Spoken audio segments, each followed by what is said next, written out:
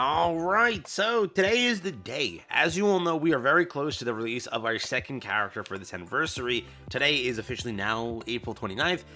Just be aware that tomorrow, April 30th, at reset, you officially have the character release. So again, we are getting to the point where we are very, very close. Just want to talk about a few things that I wanted you to be aware of before going into the banner. There's a lot of information that we learn now because remember, the game went live. When the game went live, it explained to us these mechanics that we didn't know exactly, which were the restraint chains and all that entire thing, then that timing thing that we had to get a kind of grasp of. Now we know that information. So we now know how Mihara will end up being. Today I wanted to give you that answer, also talk about what to do when it comes to this anniversary and how to approach it. New to the channel, like and subscribe, it helps out a ton. Let's jump into things here. Think you're going to enjoy this one.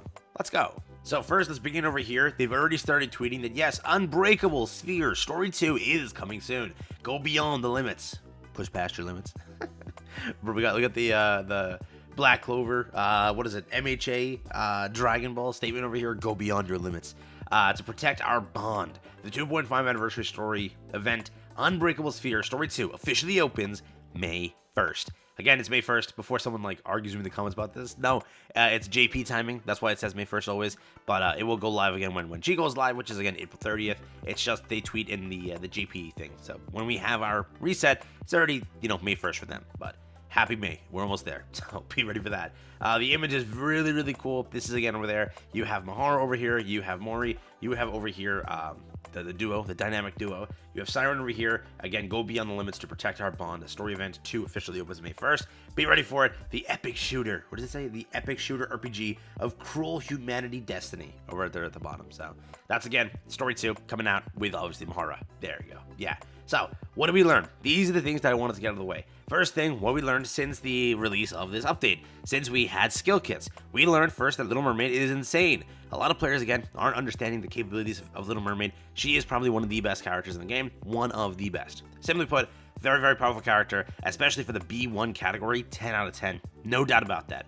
You need this character, per se, right? It's, in my opinion, similar to the Crown level of character, where you need Crown, and like people that don't have Crown, kind of the comps don't really match up, per se. Little Mermaid is kind of on that tier, in my opinion. When it comes to any content, Little Mermaid is a real good kind of slide in if you do not have the ability to use litter. You don't want to use litter. Litter's already on a different team. For any of those 3 specific reasons, whatever, or even more reasons, Little Mermaid is the perfect slide-in unit to operate when it comes to any comp associated. In my opinion, Little Mermaid is still better than Mihara, regardless of the testing and regardless of how broken Mihara released to be. Little Mermaid's better because you have a lot of B3s that serve the purpose of, hey, I'm gonna bash the enemy's skull in. You already have enough DPSs to do that. I think Mihara is no different. She's going to bash their skull in multiple times over, but you have Cinderella, you have SPS, you have Asuka, you have so many different B3s that serve that purpose already. In the B1 category, you'll be like, but we have that, don't we? I don't know, not really, right? Volume, per se, was like the original one you would use instead of Little Mermaid. Now you have Little Mermaid to kind of take up that reign from her. You have Litter, she does a similar thing, right? You have B1s that pair up with B2s, but we're not going to count those. So if you look at the B1 category, this is a great pickup. Oh, you got D-Killer Wife, yes, but still, in comparison of how many B1s there are to B3s, B1s are, again, much more of a smaller category where Little Mermaid comes to shine. So I still think that Little Mermaid is the pickup versus the 2, but I can't answer that again until then. Right now, though, in my previous answer, it's that yes, she is. Because, again, of what we know about this game. Unless Mihara is, like, transcending DPS and annihilating everybody, which I don't think that's going to 100% happen. I still think that Little Mermaid is the one. But, how's Mihara? What did we learn here? So, with the release of this kit, everybody was like, what is this, man? Like, it is a very hard to translate or understand kit. It's not even our fault. Blame Nikke. You're more than welcome to go and blame Nikke for this one, because their wording on the English version is simply poorly translated. If you look at the JP versions, and if you can read, obviously, right, Japanese, you definitely understand much more of the kit versus this kit over here, because it's translated so much better over there, where it's like, oh, this just means burst damage. This just means burst rotation. They just say extra words, but don't actually mean the extra words. So, in this case, is Mihara good? Answer is simply yes. She is going to be top tier DPS. There's no doubt about that. Okay? It is a fact of the century. She's going to be top tier DPS. Is she needed per se? From what the calculations, the crunches and whatever, some KR data miners kind of crunched all the numbers, put everything together there in like a formula, and they say that you're expecting around Scarlet level damage, SPS level damage. That's what we seem over here to see. Again, the thing is, Mihara doesn't really need a pair up. Okay, a pair up is basically, hey, in the case of SBS, she needs like a real good buffer, and she doesn't see any insane damage. Mihara does that on her own per se. She's a really good character, a character that you'll definitely see, and a character that introduces a pretty sick mechanic. Pretty much how they structured this character is, and this new mechanic is designed to be, when she dies, she procs 500% or some certain percent of this, maybe 500 plus percent of damage over time. She applies dot damage further that point of her death and proceeds to annihilate the enemies that are existing, which is a crazy kind of thing there. It's like if you kill her in PvP, just imagine now for a duration of time, which we have to check, right? It's 500% dot damage being applied constantly. So you're constantly damaging them further. PvP meta is going to be pretty insane there. In solo raid, if you do kick the bucket, if you do have Mihara die here, it's just going to apply an extra 500% additional damage over time for, again, duration, which is pretty insane automatically. For the most part, that sounds like a pretty cool mechanic. How often will you actually get the mechanic off in mousing and such? We don't know, but still, for what it is, that's there. Beyond that, how again she works, she starts the battle, she basically procs those 10 stacks. She, when the Rapture shows up, again, the 10 stacks proc and they go off. If she bursts, she gains another 10 stacks. If you full burst, again, you spend the 10 stacks. If you full burst without the 10 stacks being there, but you had previously the 10 stacks, then it will still spend the stacks that are remaining. Pretty much how this character is operating is, you need to burn a lot of ammo, you need to be able to spend a lot of ammo, and if you shoot about, I think we mapped it out to around 400 bullets during your B3 or full burst. This is why she might need to be her B2 or second burst for B3, right? Being you burst with somebody else and then burst with her. Once the stacks are made up to be perfect, that's when this character operates the best.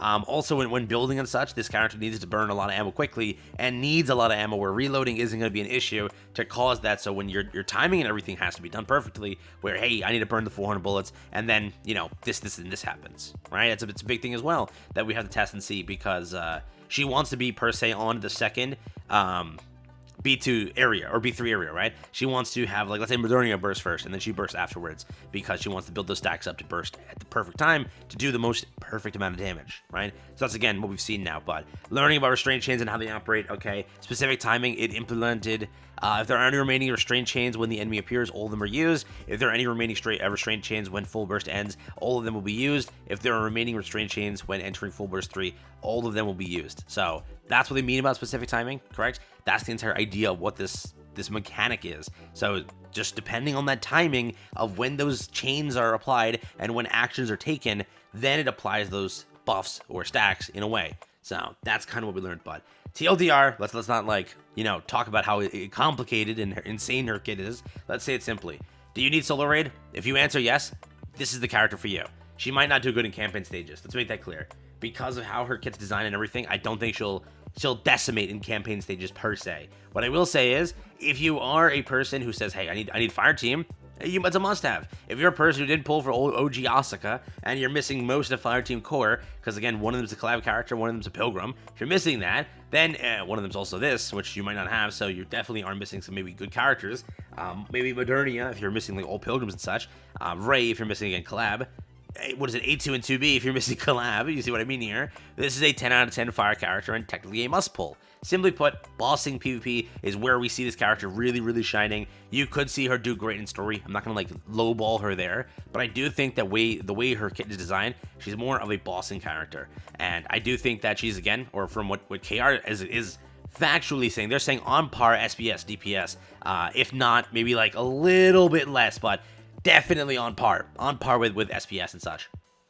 And on par with like Rappi and others without buffers and such, right? That's what they're saying is where this character really holds up. So if you're hearing that knowledge and saying, hey, so they're telling me SPS on par, Rappi on par, maybe it's a worth it pull. Hey, they're telling me like, yo, there's a collaboration soon after, which is true. I can't deny the fact that there is a collaboration happening. And I just want to say that this is the same point that stands.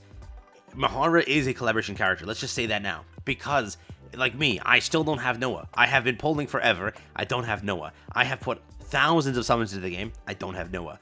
Trying to pull Mihara post this point is pain. Just pain.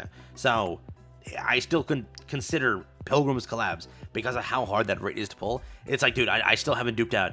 Since launch, I haven't duped out Modernia. Since launch, I haven't duped out SPS, since the launch of her, right? So there's a lot of characters I still don't have dupes of, and in this case, you might have it where, hey, I got Mihara finally, but yes, technically speaking, there is a chance for Mihara versus never having a chance for a collab character, so there's always that logic, but Again, you have basically the rest of May to save up for Stellar Blade. You have most of June, and then obviously most of July to go for Stellar Blade, right? Because it's going to be active for 3 to 4 weeks. You have time. But again, it's up to you. There is a collaboration after. There's no doubt about that. If pulls need to be saved, save those pulls. There's always a chance to get Mihara again. There's never a chance to get Stellar Blade again, unless it reruns. But we digress on that fact. So Fire Team must have, Solo Raid must have, but I'm not going to say that she's meta, and, no, I'm not going to say that she's meta in campaign, I'm trying to say. But she's going to be a powerful character, there's no doubt about that. Like, we told you Siren beforehand was good. She was good, right? There was no doubt about that in our mind. Yes, the 14 damage was memeable, but her damage makes up for that 14 damage. We still stand by that. That was memeable. It's a joke, right? It was like the Roppy Red Hood meme that was going around, like, oh, 26% final hits or final damage. It was just a meme, but you saw in that video we talked about she was being good. She was good. In this video, she's seemingly good. Let's see how she turns out. But for now, take it how you will. Be ready for it. If you're a Solar Raid player, you need her. If you're not, you could consider leaving it. And if you're a collab lover, you might want to leave it because you might not have enough for the collab. So it's a lot happening, dude. Take care, have fun. Best of luck, everybody. Hope you guys pop off.